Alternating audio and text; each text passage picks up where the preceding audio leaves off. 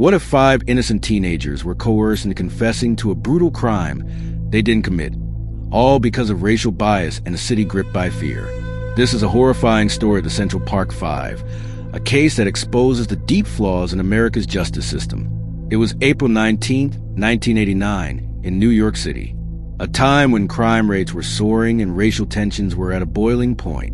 Central Park, once seen as an oasis in the middle of a chaotic city, became the backdrop for one of the most infamous miscarriages of justice in American history. That evening, a group of around 30 teenagers from Harlem entered the park. Some engaged in minor assaults, harassed cyclists, and threw rocks, a phenomenon the media would later sensationalize and label wilding. Among those teenagers were 5 boys: Antron McCray, Kevin Richardson, Yusef Salaam, Raymond Santana, and Korey Wise.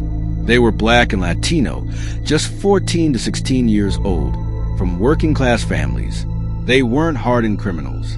They were kids, full of youthful energy, caught up in the atmosphere of the city at night. That same night, a 28-year-old investment banker named Trisha Meili went jogging through the park. What happened next was unthinkable. She was brutally attacked, beaten, raped, and left for dead in a ravine. She lost nearly 80% of her blood, suffered a fractured skull, and fell into a coma that lasted 12 days. When she finally woke, she had no memory of the attack. The crime shocked New York City. A city already gripped by fear of rising crime demanded justice, and it demanded it quickly. The police, under enormous pressure, began rounding up suspects. The boys were not initially arrested for rape. They were picked up simply for being in the park during the disturbances.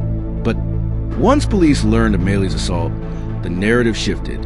These boys, young, Black, Latino, and in the wrong place at the wrong time, became easy targets. The interrogations that followed were a nightmare. These were children, questioned for hours on end, some for more than 30 hours straight. They were denied lawyers. In some cases, their parents weren't even present. The police used tactics designed to break them down: lies about evidence, promises of leniency, and turning them against one another. Detectives told one boy that his friends had already confessed. They told another that if he admitted involvement, he could go home. Terrified, exhausted, and overwhelmed, one by one, the boys gave in. They signed confessions. Some even appeared on videotape, repeating the stories detectives wanted to hear. But these confessions contradicted one another. Timelines didn't match. Details were inconsistent. None of the boys confessed to the actual rape. Instead, they implicated each other as witnesses or accomplices. There was no physical evidence linking them to the crime. Forensic tests revealed semen on the victim, but DNA results didn't match any of the boys. Hair samples were inconclusive. No fingerprints tied them to the scene. Yet the confessions, obtained through intimidation and deceit, became the backbone of the prosecution's case. The media seized on the story. The boys were no longer children. They were portrayed as a wolf pack of violent predators roaming the park. Tabloids ran sensational headlines, fueling public outrage.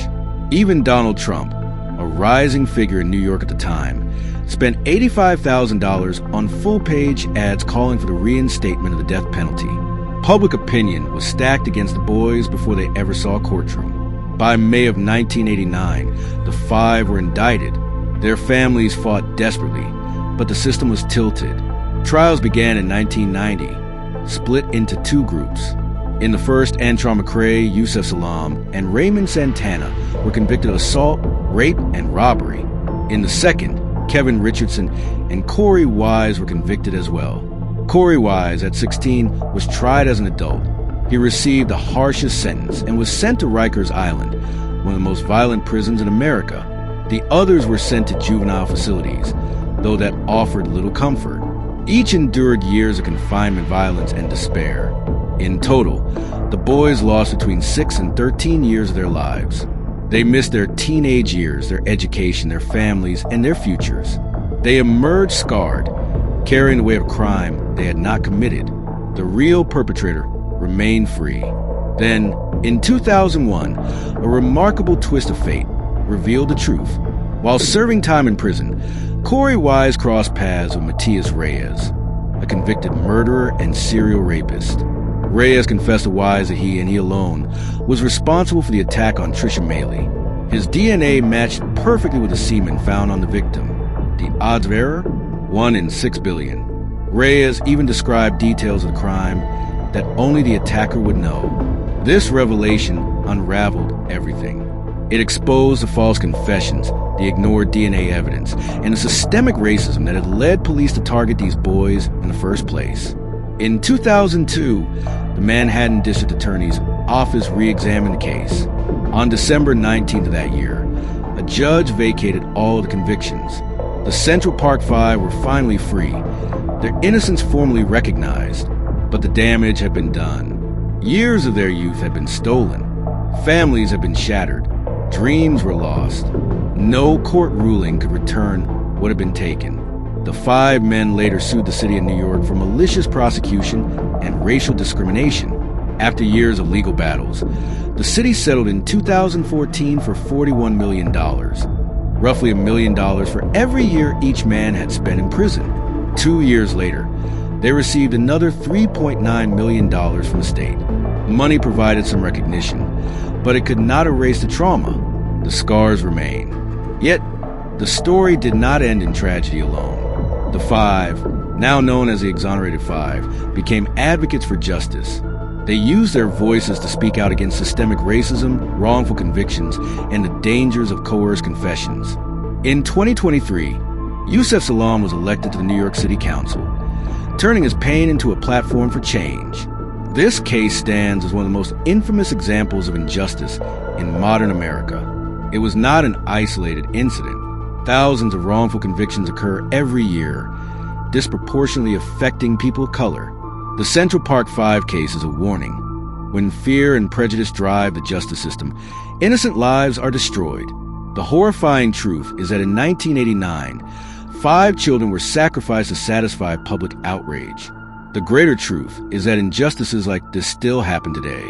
If you believe stories like this must be told, subscribe to this channel and hit the like button on the notification button.